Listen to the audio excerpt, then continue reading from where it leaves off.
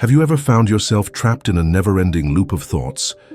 You replay a situation over and over in your mind, dissecting every detail, wondering what you could have done differently, or maybe you're constantly worrying about the future, imagining all the things that could go wrong. This, my friend, is the realm of overthinking, and it's a surprisingly common human experience. We've all been there, right? It is like our brain just won't shut off, and we are stuck in this mental maze with no way out. But what if I told you that it doesn't have to be this way? What if you could learn to control these runaway thoughts and find a sense of inner peace? Now, I am not talking about some magic solution or quick fix. There is no magic spell to make overthinking disappear overnight. Real change takes time, effort, and dedication. But the good news is that it's entirely possible. With the right tools and a little bit of practice, you can break free from the grip of overthinking and start living a more present and fulfilling life. It is a journey, a gradual process of improvement. It is about understanding your mind, recognizing your patterns, and taking small, consistent steps toward a calmer, more focused you. Today, we are going to explore 5 science-backed strategies that can help you tame your overactive mind. These are not just random tips. They are practical techniques rooted in psychology and neuroscience, designed to help you regain control over your thoughts and emotions. We are going to dive deep into each one, exploring how they work, and more importantly, how you can apply them in your daily life. Think of this as a practical guide, a roadmap to help you navigate the complexities of your own mind. But before we jump into the specifics, let's take a moment to understand the nature of overthinking itself. You see, overthinking often takes 2 primary forms: rumination and worry. Now, these might sound similar, but they are actually quite distinct. Rumination is like being stuck in the past. You are constantly replaying past events, conversations, or mistakes in your head. You might find yourself asking questions like, "Why did I say that?" Or "What if I had done things differently?" It's like a broken record, playing the same negative thoughts over and over again. For instance, imagine you had a disagreement with a friend. If you are ruminating, you might spend days replaying the conversation, analyzing every word, and beating yourself up over what you said or didn't say. You are trapped in a cycle of regret and self-criticism. Worry, on the other hand, is all about the future. It's about anticipating potential problems and imagining worst-case scenarios.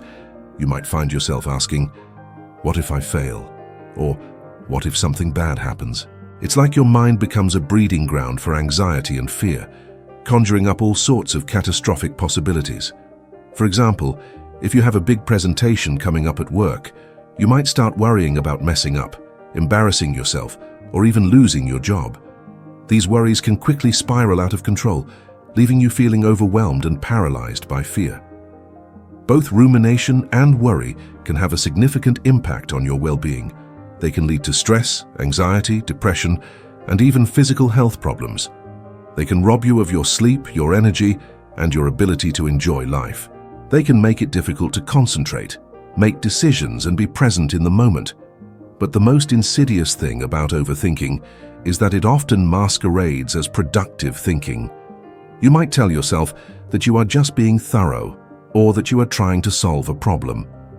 But in reality, you are just spinning your wheels, getting nowhere fast. So how can you break free from this mental trap?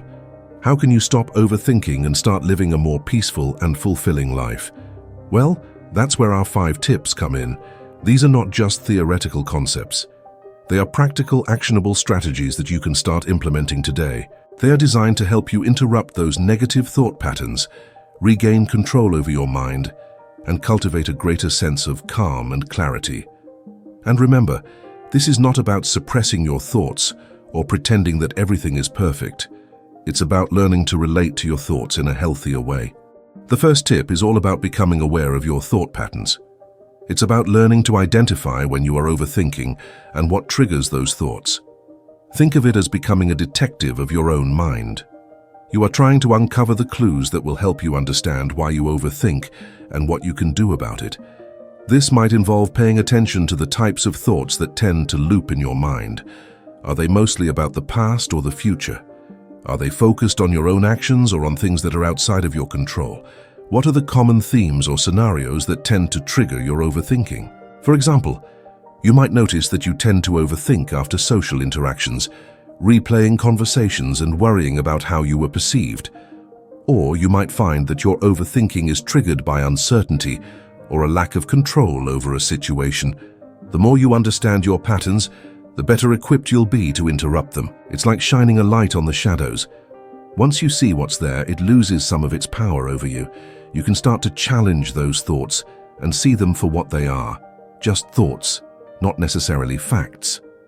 Now, once you have identified your patterns, the second tip is to develop active coping strategies, or what we might call problem-solving mode. This is about taking a proactive approach to the things that are causing you to worry or ruminate. Instead of passively letting your thoughts run wild, you are going to take charge and start looking for solutions. It's about shifting from a mindset of "what if" to "what can I do?" When you are ruminating about the past, this might involve asking yourself questions like, "Is there anything I can learn from this situation?" Or, "Is there anything I can do to make amends or improve things in the future?" When you are worrying about the future, you can make a plan. Let's say you are worried about a project at work. Instead of just fretting about all the things that could go wrong, you can create a detailed plan of action. Break down the project into smaller, manageable steps. Identify potential obstacles and brainstorm solutions. This helps you feel more in control and less overwhelmed. For example, if you are worried about an upcoming exam, you can create a study schedule, break down the material into smaller chunks, and set realistic goals for each study session. You can also identify resources that can help you, such as textbooks, online tutorials, or study groups. By taking these concrete steps, you are actively addressing the source of your worry and reducing the sense of uncertainty that fuels it. You can create a list of immediate actions and long-term actions. For instance, if you are ruminating about a past mistake, an immediate action might be to apologize to someone you have wronged.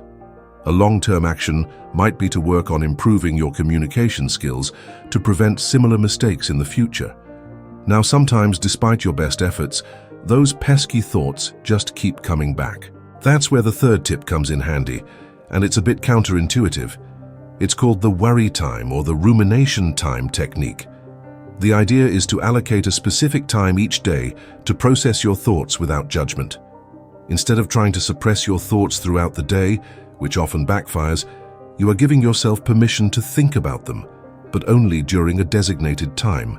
You might set aside, say, 15 minutes in the evening, where you allow yourself to fully engage with your worries or ruminations. You can write them down, think them through, or even talk them out loud. The key here is to concentrate fully on your thoughts during this allocated time. No distractions, no multitasking.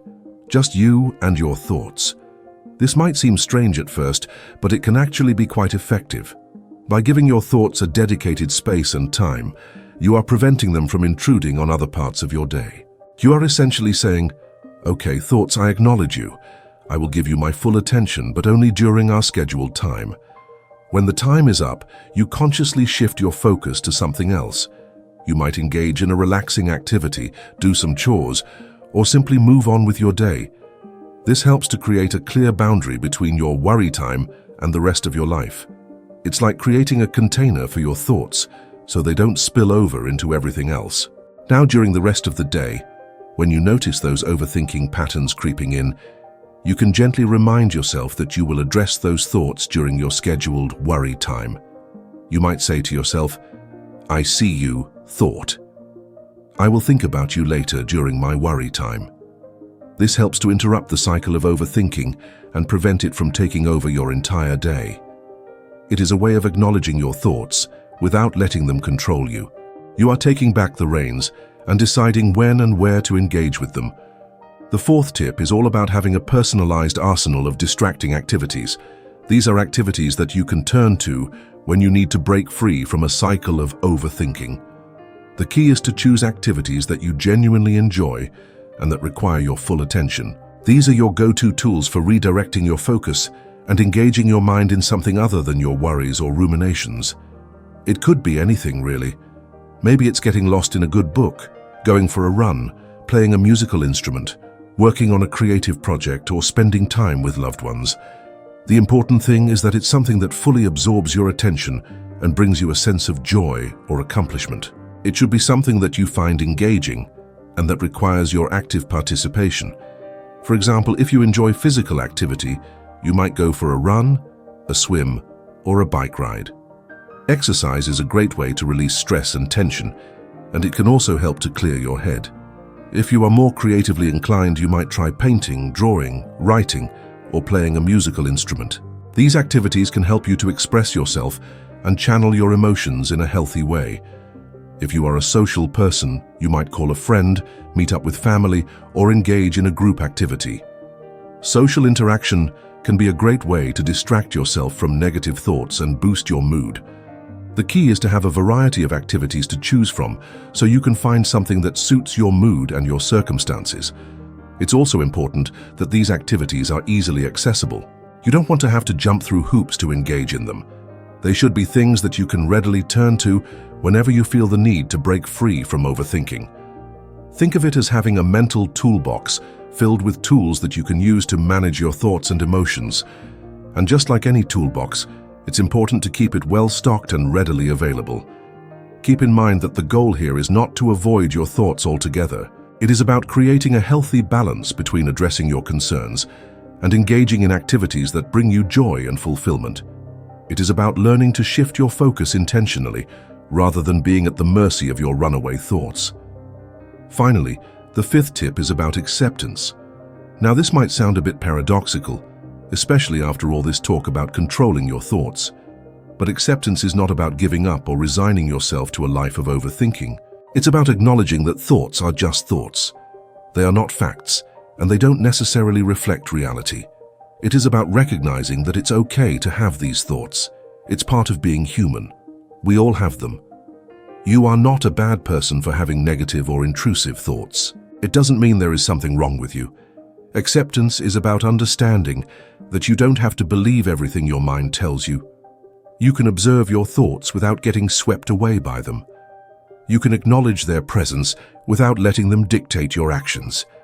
It is important to distinguish between accepting the presence of a thought and accepting the validity of its content. For instance, you might have a thought that says, "I am going to fail this exam."